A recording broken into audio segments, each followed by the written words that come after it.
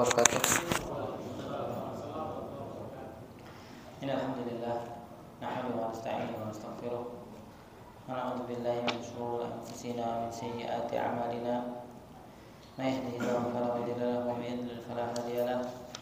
Asyhadu an la ilaha illallah wahdahu la syarika lahu. Wa asyhadu anna Muhammadan 'abduhu wa rasuluh. Sallallahu alaihi wa ala alihi wa sahbihi wa sallama tasliman katsiran. Ya ayyuhalladzina amanu taqullaha haqqa tuqatih wa la tamutunna illa wa antum muslimun. Ya ayyuhan nasu taqu rabbakum alladzi khalaqakum min nafsin wahidah khalaqa minha zawjaha wa batha minhuma rijalan katsiran wa nisaa'a. Wattaqullaha alladzi tasaaluna bihi wal arham. Innallaha kana 'alaikum raqiba. Ya ayyuhalladzina amanu taqullaha wa qulu qawlan sadida yuslih lakum a'malakum wa yaghfir lakum dhunubakum. May yuti'illaha wa rasulahu faqad faza fawzan 'azima. Amma ba'd. Fa inna asdaqal hadithi kitabullah. Khairul huda huda Muhammadin sallallahu alaihi wa ala alihi wa sahbihi wa sallam. Syarrul umuri muhdatsatuha.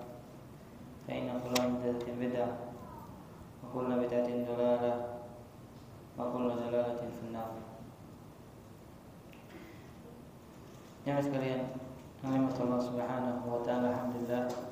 Segala puji bagi Allah Azza wa Jalla atas segala nikmat dan karunia Allah Subhanahu wa taala berikan kepada kita untuk kita bisa bertemu kembali dalam majlis.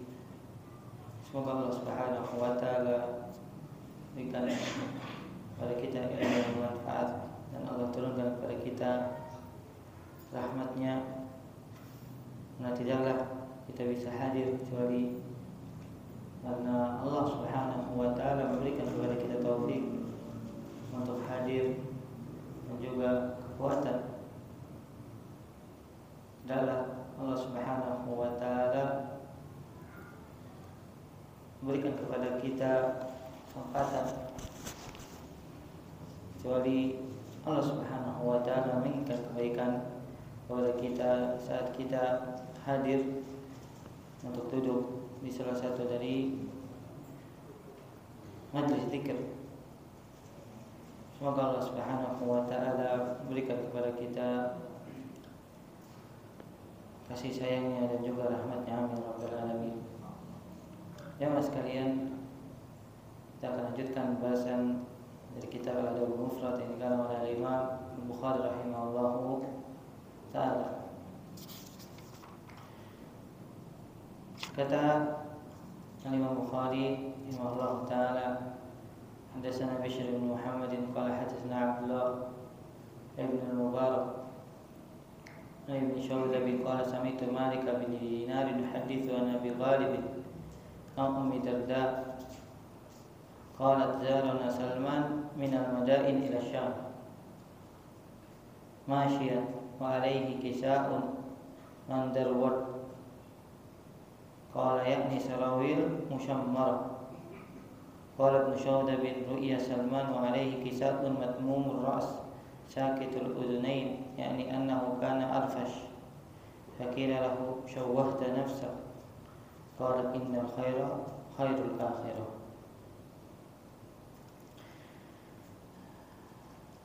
Imam Bukhari rahimahullah ta'ala meriwayatkan di dalam kitabnya Al-Adabul Mufrad di dalam bab az-ziyarah, bab berkunjung.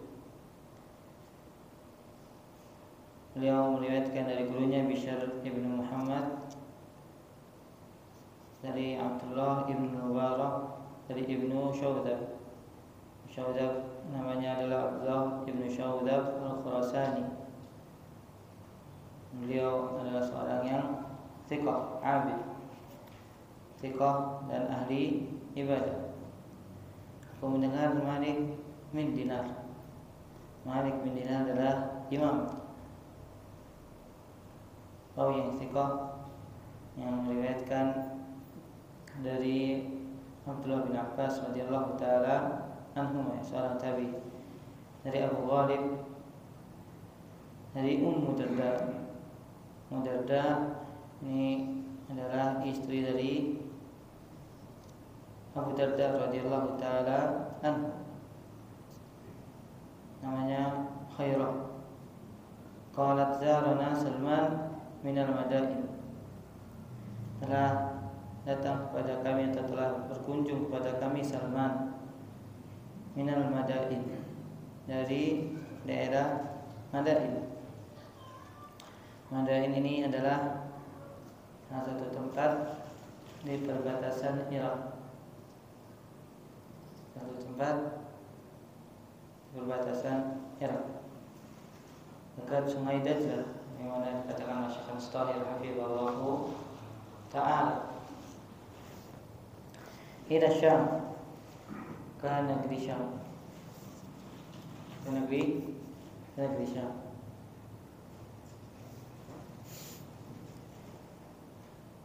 Masyian, apa makna masyian jemaah?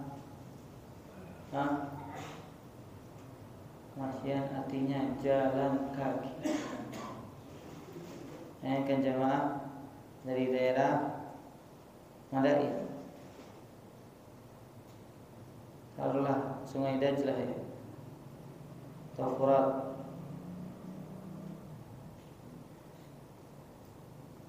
itu di daerah Baghdad, ke daerah Syam.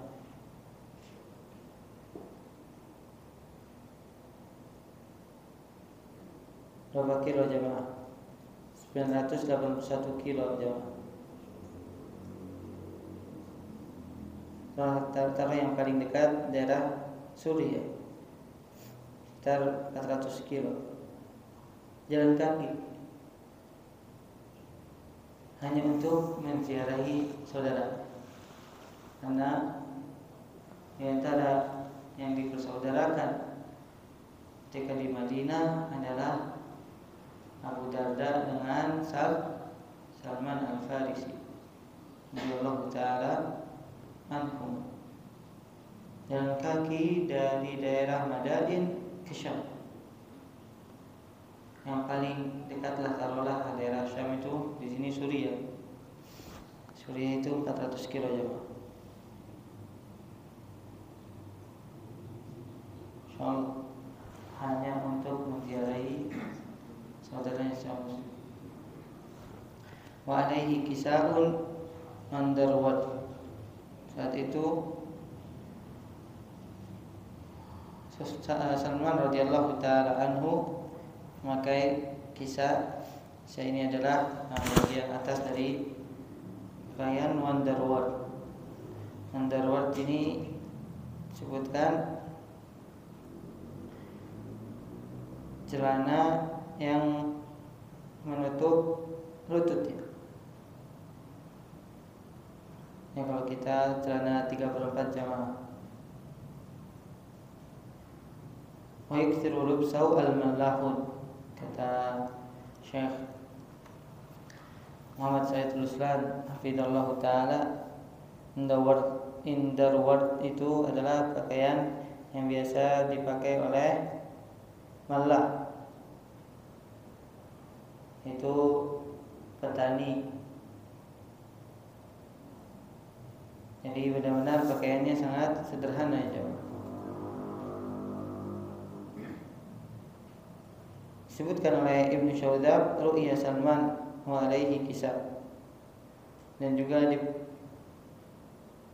dilihat Salman radhiyallahu ta'ala pernah memakai pakaian yang sederhana ya, matmum ar-ra's. Yani tertutup kepalanya, al-fasal udhnain, dan tertutup juga bagian kedua telinganya. Maka dikatakan kepadanya, wahai Salman, syawwahta nafsaka, wahai Salman, engkau menjadikan penampilanmu tidak baik, yang membuat engkau tidak terlihat berhias jika keluar dengan pakaian seperti ini. Maka Salman radhiyallahu taala anhu mengucapkan perkataan innal khaira khairul akhirah. Sesungguhnya hakikat dari kebaikan adalah kebaikan di akhir. Dan Salman radhiyallahu taala anhu mengambil dari hadis yang disebutkan oleh Imam Bukhari dalam kitab Sahihnya, ketika Nabi Shallallahu Alaihi Wasallam kata kepada sahabatnya saat sedang menggali parit ketika terjadi perang Khandaq. La laisal aisyu illa al-aishal akhir. La aisha illa al-aishal akhirah faghfir lil ansari wal muhajir. Tidak ada kehidupan kecuali kehidupan di akhir.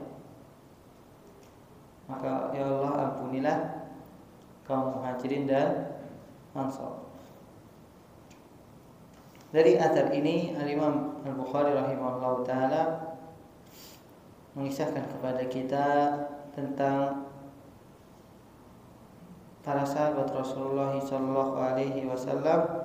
Mereka adalah bersafar untuk mengunjungi saudara, untuk mengetahui keadaan saudaranya sesama muslim. Bahkan Salman Al-Farisi sampai rela berjalan kaki jemaah untuk bertemu saudaranya itu Abu Darda radhiyallahu taala karena para sahabat Rasulullah SAW ingin mendapatkan keutamaan saling berziarah di antara sesama muslim. Ini merupakan keutamaan yang sangat besar yang didapatkan sebagaimana kita baca hadisnya, Allah Subhanahu wa taala akan menyiapkan rumah di surga disebabkan seseorang ingin berkunjung atau mengunjungi saudaranya yang sedang sakit dengan rumah di surga. Dari athar ini juga kita bisa mengambil pelajaran teman sekalian bahwasanya para sahabat Rasulullah SAW memahami dan mengerti kehidupan dunia ini, bahwasanya kehidupan dunia ini hanya kehidupan sementara. Dan hendaknya jadikanlah tujuan seorang muslim ketika berada di dunia ini untuk memperbanyak bekal menuju negeri akhirat. Nah, beliau menyadari kehidupan serta kebaikan yang hakiki adalah di mana jemaah? Di akhirat. Adapun kebaikan dunia ini hanya kebaikan sementara. Seorang menikmati kehidupan dunia ini tergantung dari umur yang telah Allah Subhanahu wa taala berikan. Bisa 40 tahun, 50 tahun, 60 tahun, atau 100 tahun. Atau mungkin rekor orang paling tertua ya di zaman sekarang 130 tahun. Sedangkan akhirat adalah kehidupan yang abadi. Maka para sahabat Rasulullah SAW menyadari akan hal itu. Mereka tidak tertipu dengan indahnya dunia. Mereka berusaha mempersiapkan bekal sebanyak-banyaknya untuk menuju negeri akhir. Adapun kita, Allah musta'an, bagaimana kita tenggelamnya dalam kehidupan dunia, lupa untuk mempersiapkan pertemuan dengan Allah Azza wa Jalla di negeri akhirat. Padahal pertemuan dengan Allah Subhanahu wa taala itu adalah sebuah kepastian. Wattaqu yawman turja'una fihi ila Allah thumma tuwaffa kullu nafsin ma kasabat wa hum la yuzlamun. Takutlah kalian terhadap hari di mana kalian semua akan dikumpulkan akan dikembalikan kepada Allah Azza wa Jalla. Kemudian Allah akan membalas setiap perbuatan yang telah kalian lakukan, dan kalian tidak akan dizalimi sama sekali. Kata Syekh Muhammad Said Ruslan, "Fayanbaghi alla nanshagila bihadhihi dunya illa bimiqdari ma nu'iddu bihi al-'uddah lil akhirah." Maka sudah selayaknya kita tidak terlalu sibuk dengan kehidupan dunia ini, kecuali dengan kadar untuk kita mempersiapkan menuju perjalanan akhirat. Fanakhudhu minha az-zad wa tazawwadu bidzalika at-tariq lirrahil wa alla natanafas fid dunya. Maka kita mengambil perbekalan untuk perjalanan yang panjang, dan jangan berlomba-lomba dalam mencari dunia.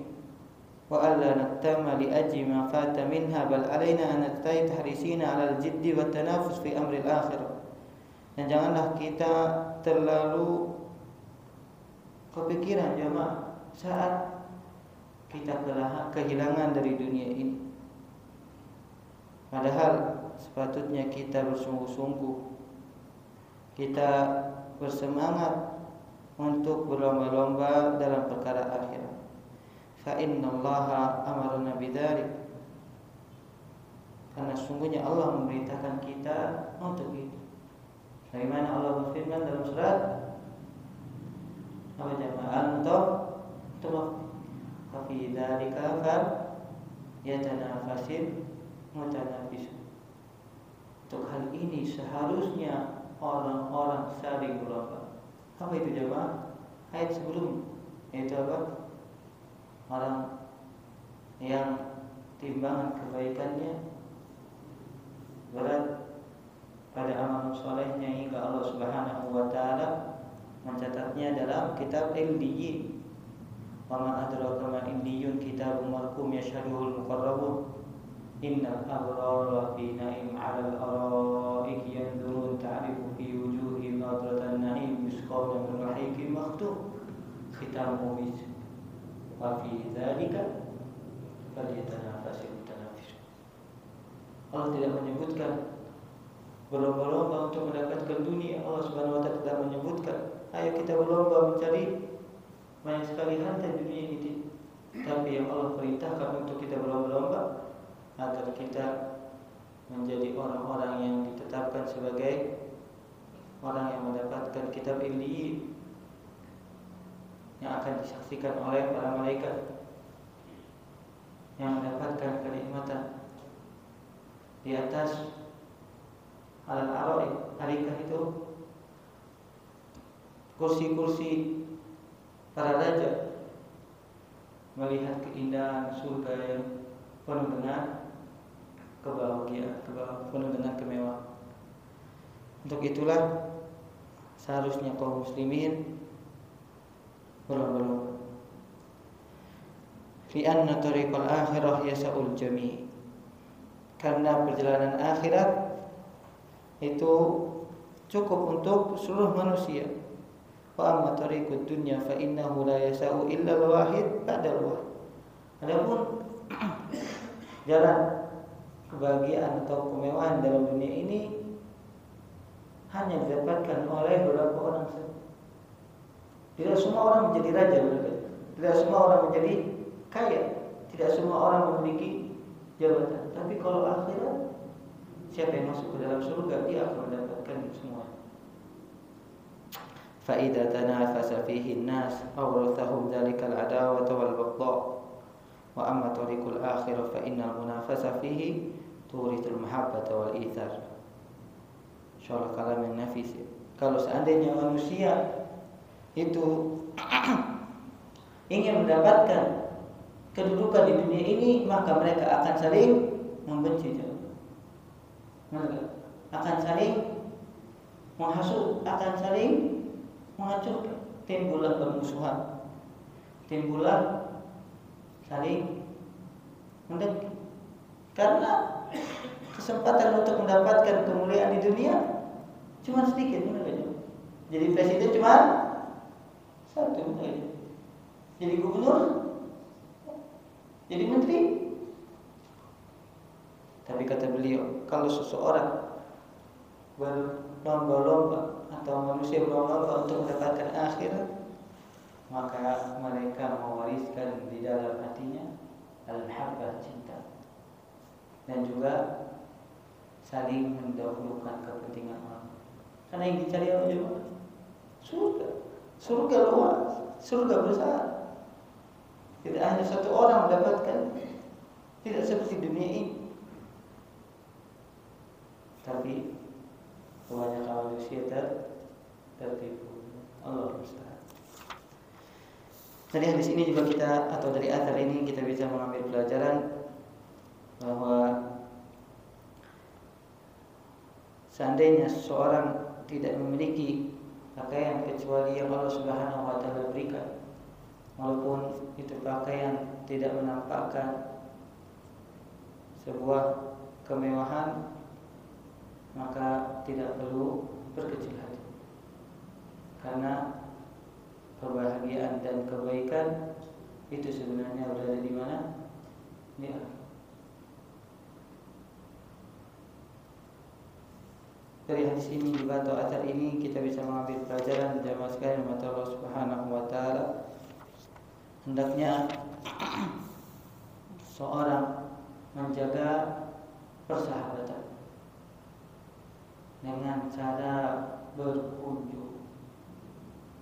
Karena jamaah, dengan berkunjung prasangka yang buruk akan hilang. Kemudian akan kembali hidup tali persaudaraan. Biasanya kalau sudah jarang bertemu, yang ada bagaimana? Urusan benar. Kalau jarang bertemu, yang ada kebencian. Bisa jadi fulan udah gak suka lagi dengan anak. Sebaliknya yang ingin dikunjungi juga seperti itu. Padahal ketika bertemu itu akan cair suasana. Sebagaimana yang terjadi, alhamdulillah, beberapa kali daurah ketika saling bertemu para dai, para asatidzah, cair jemaah.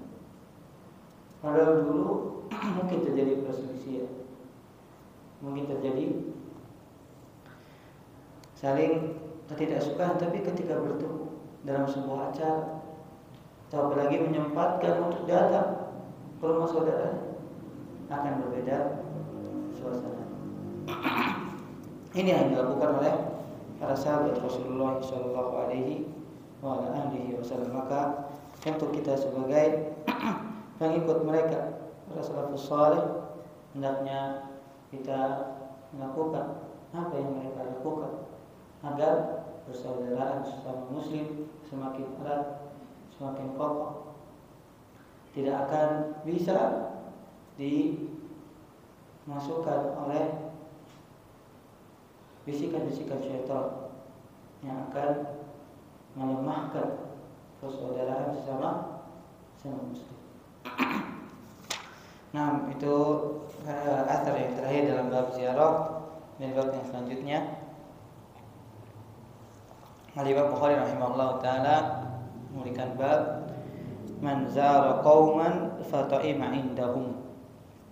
Bab seorang yang mengunjungi suatu kaum kemudian makan bersama mereka. Qala rahimahullah ta'ala haddatsana Muhammad bin Salam qala haddatsana Abdul Wahhab an Khalid al-Hadza an Anas bin Sirin an Anas bin Malik radhiyallahu ta'ala anhu anna Rasulullah sallallahu alaihi wasallam zara ahla baitin min al-ansar fata'ima indahum ta'aman falamma kharaja amara bimakanin min al-bait fanudiha lahu ala bisatin fasalla alaihi wa ja'alahu. Al-Imam Al-Bukhari rahimahullah ta'ala meriwayatkan dari gurunya Muhammad bin Salam Al-Bikandi dari Abdul Wahhab bin Abdul Majid Al-Thaqafi, seorang yang thiqah, dari Khalid ibn Mihran Al-Hadza, seorang yang thiqah, dari Anas bin Sirin, dan juga adalah seorang yang thiqah, dari Anas bin Malik radhiyallahu taala anhu, bahwasanya Rasulullah sallallahu alaihi wasallam mengunjungi salah satu rumah dari kaum Ansar.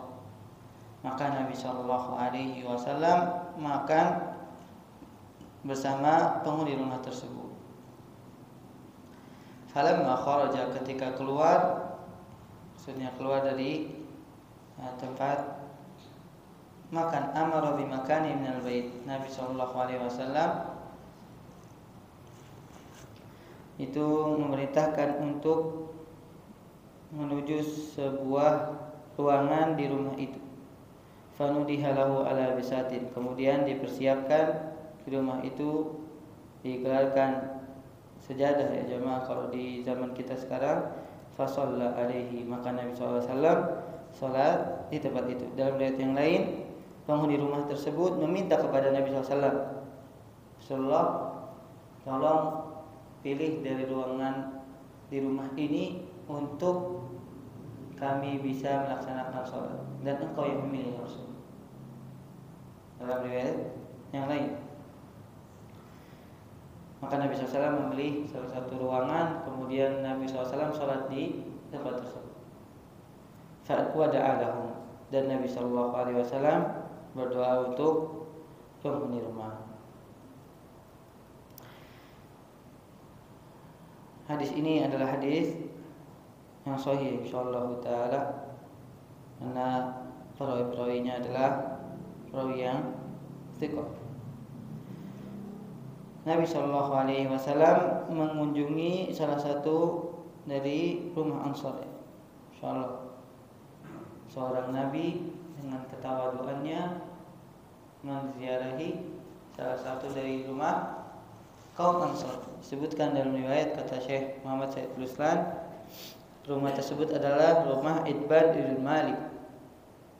Rumahnya Itban bin Malik radhiyallahu taala anhu. Kemudian Nabi sallallahu alaihi wasallam makan di rumah tersebut. Dari hadis ini kita bisa mengambil pelajaran Nabi sallallahu alaihi wasallam mengunjungi beberapa rumah dari sahabatnya. Tidak hanya rumahnya Itban, Nabi SAW juga mengunjungi rumah-rumah yang lain dari kalangan Ansar dan juga Muhajir. Untuk apa jamaah? Untuk membagikan keberkahan dan juga rasa cinta. Seorang dikunjungi akan merasa senang. Inilah yang harus dilakukan oleh kaum muslimin, sering berziarah. Dari hadis ini kita bisa mengambil pelajaran juga, disunnahkan kepada para pengunjung kemudian mengunjungi sebuah rumah dan makan di dalamnya, itu berdoa kebaikan kepada yang telah menjamu diri. Bagaimana dalam hadis Nabi SAW menyebutkan, Allahumma at'im man at'aman waski man saqan. Doa yang diajarkan oleh Nabi SAW ketika ingin berdoa kepada orang yang telah memberikan kepada kita makan dan minum. Ini disunahkan untuk mendoakan kebaikan ketika dijamu oleh sang pemilik rumah. Kita bisa mengambil pelajaran juga dari hadis ini, idkhalus sururi ala nafsihi bidzalika wa la siyama idza kana zairu aliman aw fi maqamil uswati wal qudur. Idkhalus surur, memasukkan kebahagiaan kepada penghuni rumah, apalagi yang mengunjunginya adalah seorang ahli ilmu atau seorang tokoh yang dijadikan sebagai teladan. Senang jemaah kalau seandainya ada salah seorang ustaz, misalnya salah seorang syekh datang ke rumah kita, benar, itu akan membuat bahagia penghuni rumah kedatangan orang saleh. Ini merupakan sebuah keutamaan. Dari hadis ini juga kita bisa berikan pelajaran, yaitu para sahabat Rasulullah SAW dahulu mencari keberkahan dengan salatnya Nabi SAW di salah satu ruangan di rumah mereka, dan juga makan bersama mereka. Kita tahu di antara akidah Ahlussunnah wal Jamaah bolehnya bertabaruk, mencari keberkahan dengan bekas-bekas apa yang telah ditinggalkan oleh Nabi Shallallahu Alaihi Wasallam. Sekali lagi, bekas-bekas yang ditinggalkan oleh Nabi, karena Nabi SAW itu memiliki keberkahan. Sebutkan juga dalam hadis yang lain, para sahabat itu berebutan jamaah ketika mengambil sisa air wudunya Nabi Muhammad sallallahu alaihi wasallam. Ketika beliau sallallahu alaihi wasallam bersinnya itu dicari jamaah, karena apa? Memiliki keberkahan. Dan beberapa sahabat Rasulullah SAW juga menyimpan rambut dari Nabi sallallahu alaihi wasallam, karena mereka mencari keberkahan. Namun setelah Nabi sallallahu alaihi wasallam tidak ada lagi para sahabat yang mencari keberkahan kepada Abu Bakar atau Umar, karena tidak ada dalil. Padahal Abu Bakar, Umar bin Khattab adalah dua manusia yang terbaik setelah para nabi dan Rasul. Tapi para sahabat Rasulullah SAW tidak ada yang melakukan, karena mencari keberkahan itu perlu dalil. Mencari keberkahan itu memerlukan dalil, bukan datang ke kuburan fulan. Datang ke kuburan fulan akhirnya mencari keberkahan, dia gesek-gesekkan jamaah bajunya, atau dia datang untuk mendapatkan keberkahan, atau mandi katanya di pancuran tersebut. Padahal tidak ada satu dalil yang menunjukkan hal tersebut. Allah Ta'ala. Nah, saya masuk waktu saya dan terlebih dahulu.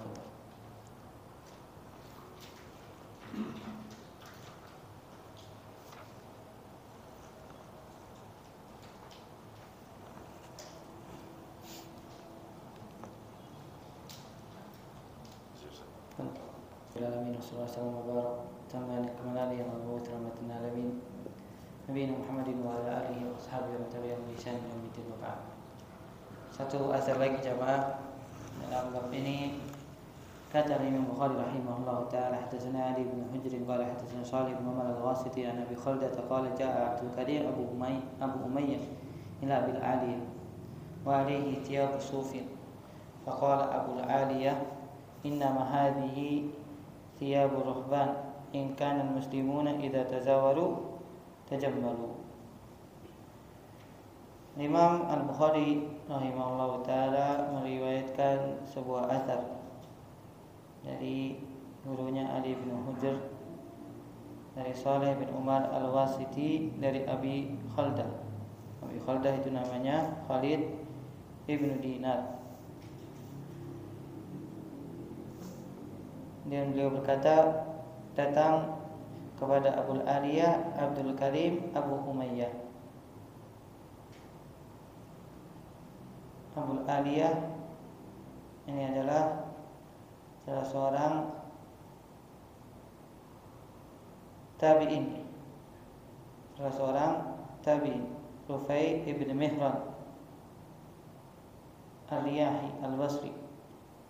Beliau adalah seorang yang thiqah, dan beliau dikatakan sebagai seorang mukhadram. Apa itu mukhadram jemaah? Siapa yang tahu? Ini istilah baru ya. Mukhadram itu adalah seseorang yang hidup dan Nabi Shallallahu Alaihi Wasallam masih ada, akan tapi tidak sampai bertemu dengan Nabi.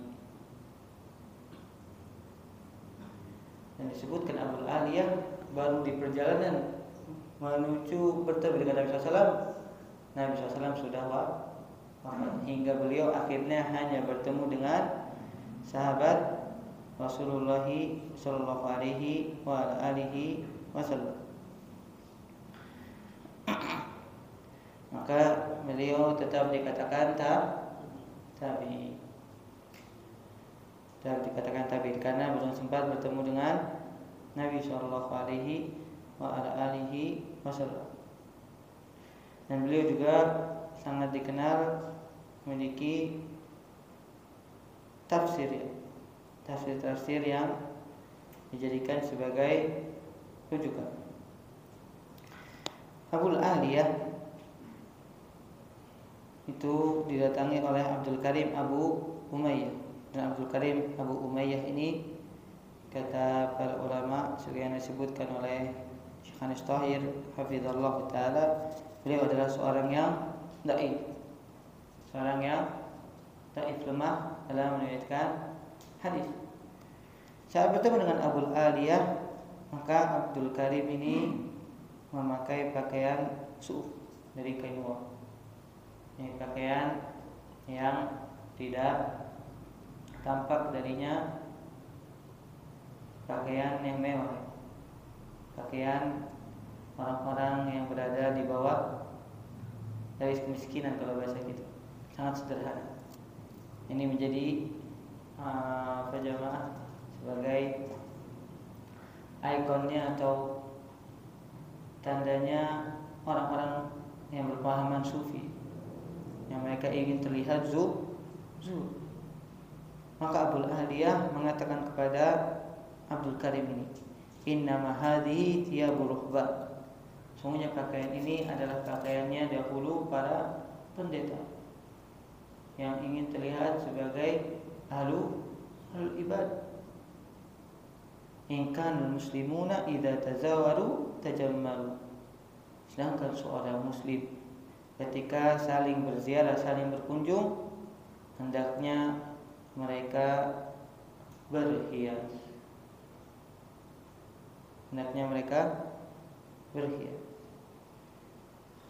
Dan ini adalah asar dari tabi'in. Dan ketika tabi'in mengatakan ingkan al-muslimun, berarti yang dimaksud tabi'in adalah para sahabat Rasulullah SAW. Karena para sahabat Rasulullah SAW ketika mereka saling berkunjung, mereka menggunakan pakaian yang indah, pakaian yang terlihat enak dipandang oleh saudaranya sesama muslim. Dan ini juga yang telah dicontohkan oleh Nabi sallallahu alaihi wasallam. Faqad kana Nabi sallallahu alaihi wasallam yalbasu ahsana thiyabihi lil wufudi idza qadimu alaihi. Nabi SAW memakai pakaian yang terbaik ketika datang utusan-utusan saat mereka berkunjung kepada Nabi sallallahu alaihi wasallam. Dan begitulah para sahabat Rasulullah SAW ketika mengunjungi sebuah acara atau saling bertemu, mereka memakai pakaian yang terbaik.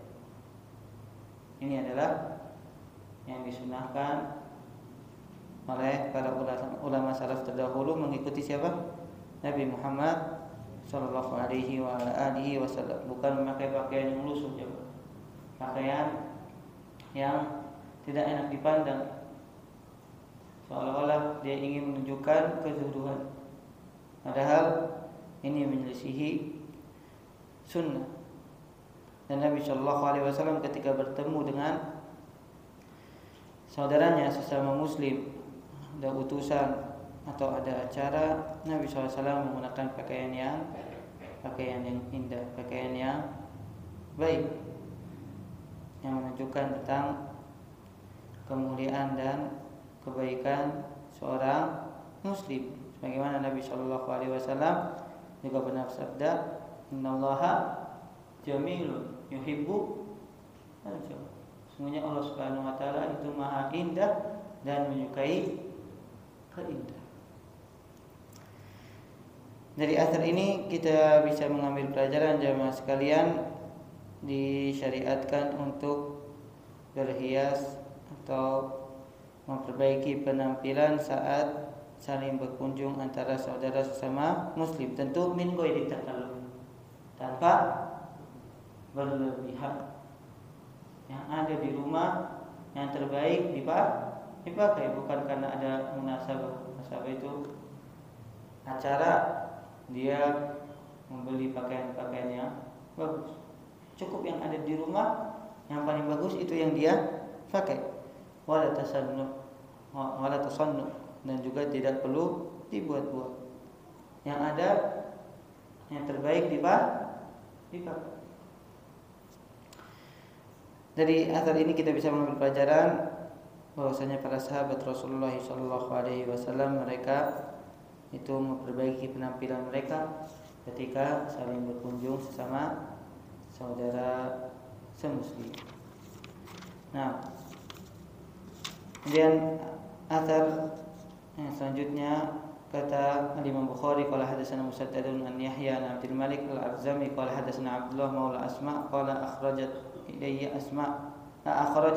Asma jubbatan min tayalis 'alaiha libnatu shibrin min diban wa inna farjaiha makfufan bihi faqalat hadhihi jubbatu Rasulillah sallallahu alaihi wasallam kana yalbasu lil wufudi wa yaumal jumu'ah.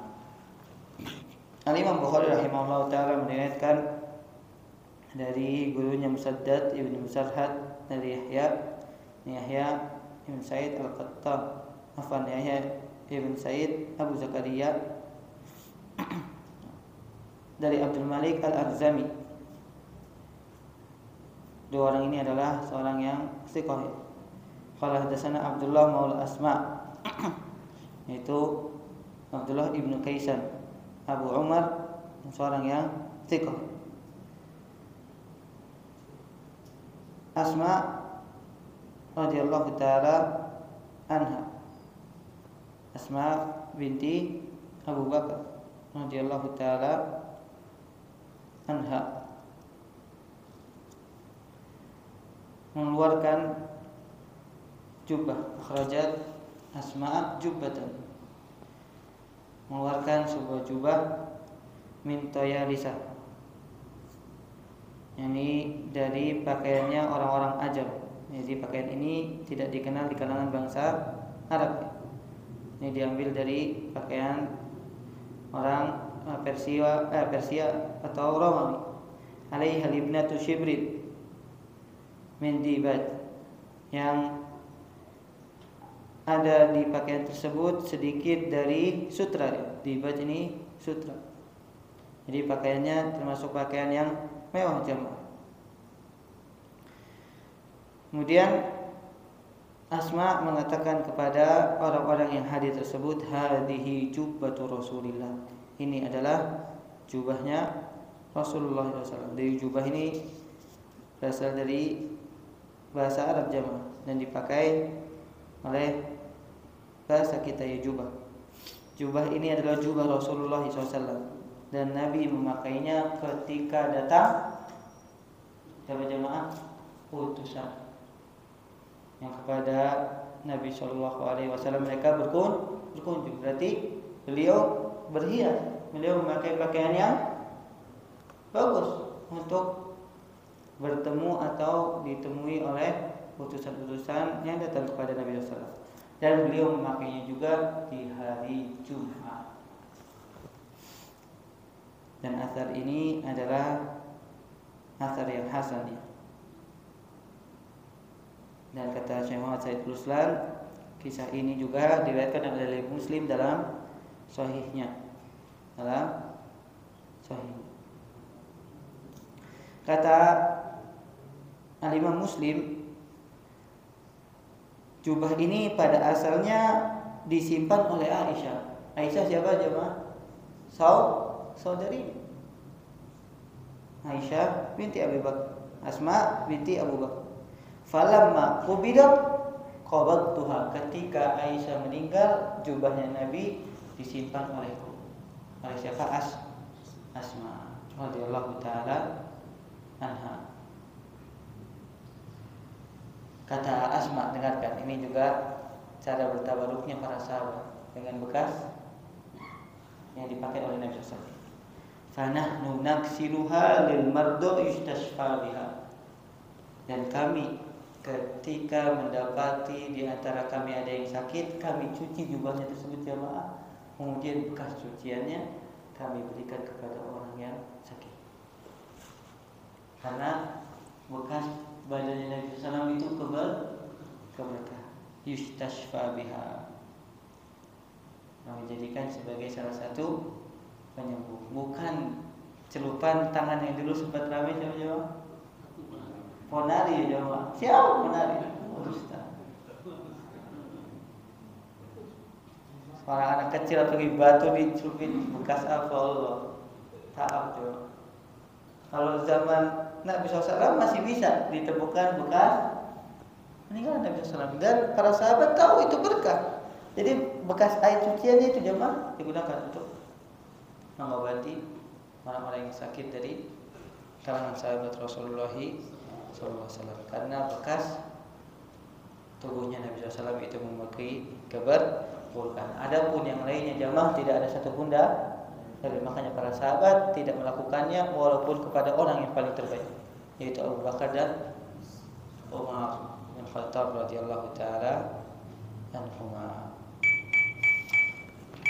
Mudah-mudahan apa yang kita bahas pada kesempatan kali ini bermanfaat. Sallallahu alaihi wasallam Nabi Muhammadin wa alihi wasallam. Dan kalau kita syukur la ilaha illa anta astaghfiruka wa atubu ilaik. Insyaallah kita lanjutkan pada pertemuan berikutnya. Assalamualaikum warahmatullahi wabarakatuh.